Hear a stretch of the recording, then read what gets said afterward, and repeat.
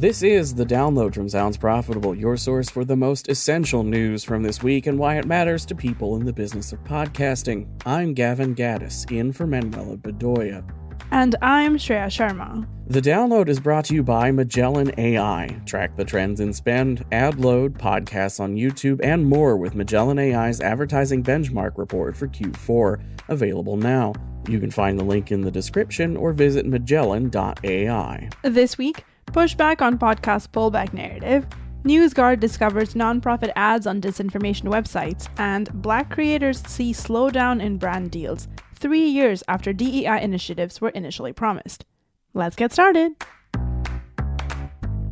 Last Monday, MarTech's Konstantin von Hoffmann published a piece covering the current state of podcasting's ad revenue and audience. Meant as a rebuttal for the current trend of larger publications writing pieces characterizing podcasting's numbers as evidence of a decline or demise, Hoffmann breaks down the counter-argument. From the article, quote, "Advertisers and audiences miss the memo and continue to flock to podcast programming. Last year, podcasting ad revenues increased 26%, more than twice the rate of the total internet ad market, according to a new IAB report.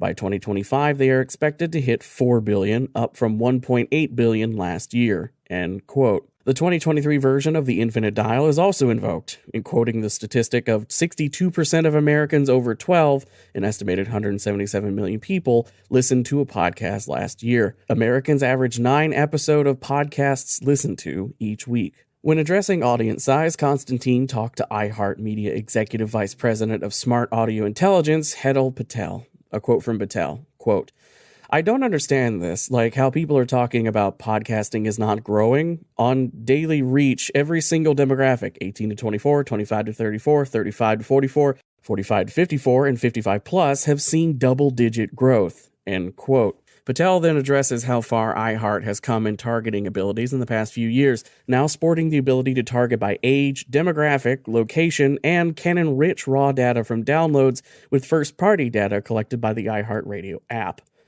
While Hoffmann's article may not contain the most groundbreaking news to somebody keeping their finger on the pulse of podcasting, it's important to note that articles like this are being written about podcasting in outlets not specifically dedicated to podcasting.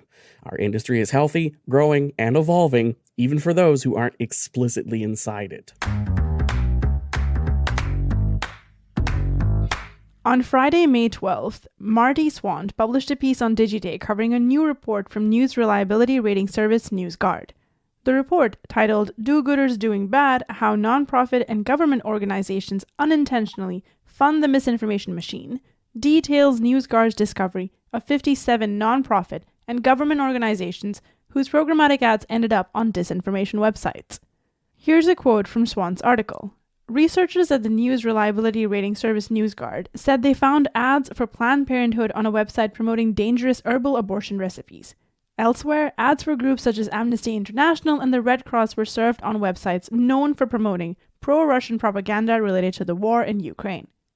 Other ads mentioned in the report include some for health organizations and U.S. colleges that showed up alongside online misinformation about COVID-19 vaccines. End quote.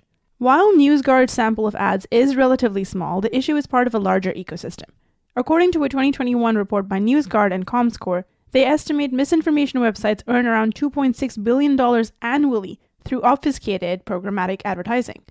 A Google spokesperson told Swant the company had taken action against 1.5 billion publisher pages on 143,000 websites in 2022 alone. Both representatives from NewsGuard and the Brand Safety Institute stressed how useful it would be for advertising as an industry to band together and create new unilateral standards to address the spread of disinformation, especially in an age where new tech threatens to potentially expand the issue. Here's another quote from the article. "That's especially relevant when it comes to how chatbots like Google's Bard and Microsoft's Bing will inform users within chat, the ways they might send traffic or ad revenue to reputable or disreputable websites. When it comes to answering queries, will quality content be prioritized over websites where misinformation or other questionable content has spread?" End quote. The good news is this particular report does not touch on podcasts. The more complicated news is situations like this are long-standing and still haven't been fully fixed. While podcasting isn't 100% perfect, we've got quite a few brand safety developments on our side, as well as companies like NewsGuard actively keeping an eye out for disinformation. It's on podcasting to take any advance warnings seriously and be proactive. This Tuesday, Digiday's Kimiko McCoy published a new piece covering a noticeable lack of brand support for Black creators during Black History Month and Juneteenth this year. While there was a market groundswell of brands looking to work with content creators in the wake of the Black Lives Matter movement in 2020, McCoy has found the deals are drying up. Part-time content creator Amanda Wicks, who McCoy interviewed for the piece, experienced her best year with brand deals in 2021, grossing enough to pay off a new car. Brands like Whataburger, Foot Locker, and Athena Club got in touch to work with her. Following that boom period, Wix's inbox remained silent until November of 2022. From McCoy's article, quote, Wix is one of several Black content creators who say brand partnership and sponsorship opportunities have all but dried up after George Floyd's murder and the Black Lives Matter movement in the summer of 2020. That year, YouTube personality and owner of Big Gold Belt Media, Niger Chambers, said he had 25 Black holiday brand sponsorship opportunities. By 2021, that number had shrunk to 12 and fell again to just 7 last year. End quote. McCoy juxtaposes the reports of Black creators receiving fewer brand deals, both for Black holidays and in general, with the surge in influencer marketing. According to Digiday Plus research from Q1 to Q3 2022, the amount of agency professionals reporting their clients spend at least, quote, a very small portion, end quote, of marketing budget on influencers increased from 69% to 79%. A quote from the article, quote, for opportunities that do come about, creators of color say they're not offered as much as their counterparts financially, and the numbers prove it. Last year, public relations agency MSL US, in partnership with the Influencer League, reported that the racial pay gap between white and BIPOC influencers was 29%. When looking specifically at the gap between white and Black influencers, that figure widens to 35%, end quote. Back in February, Marketing Brew's Ryan Barwick covered the IPG media brand's equity upfront. Here's a relevant quote from that story. Quote, in 2021, IPG Media Brand said that they would allocate at least 5% of total media spend from client budgets to Black-owned media by 2023. As of today, the agency is pacing, but not ready to share numbers at this time, according to spokesperson Zinnia Gill.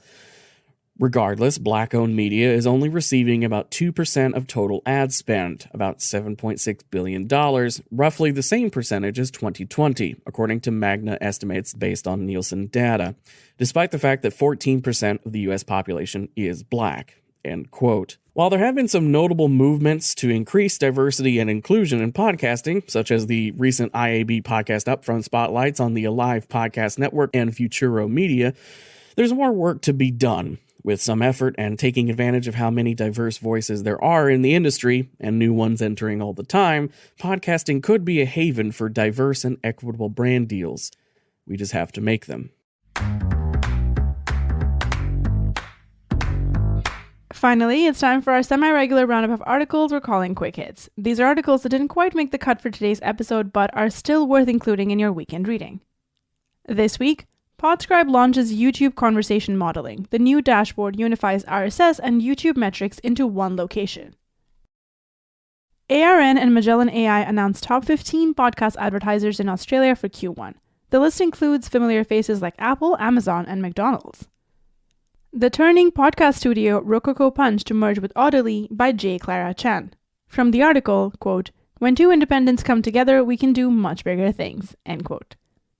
ARN uses geolocation to deliver headlines on your News Now podcast. The new podcast uses geotargeting to create a sub-3-minute episode covering local news, sports, and weather forecast. Missing the Sounds Profitable podcast this week? Check out the latest episode of the ANA's podcast Champions of Growth. The episode, titled Is Podcasting the Future of Branded Advertising?, features both Brian Barletta and Tom Webster, talking with Matthew Schwartz.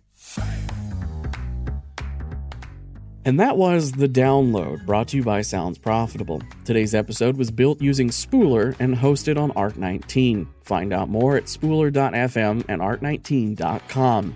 I know we went through today's stories fast, so be sure to check out the links to every article mentioned right in your podcast listening app or on soundsprofitable.com/podcast. And thank you for sticking with us as we bring you the top stories you might have missed from the past week in podcasting. I'm Gavin Gaddis. And I'm Shreya Sharma. Our producers are Brian Barletta, Gavin Gaddis, who you heard before, and Tom Webster. Special thanks to Art19 for hosting The Download, and thanks to you for joining us. Robot? Download complete.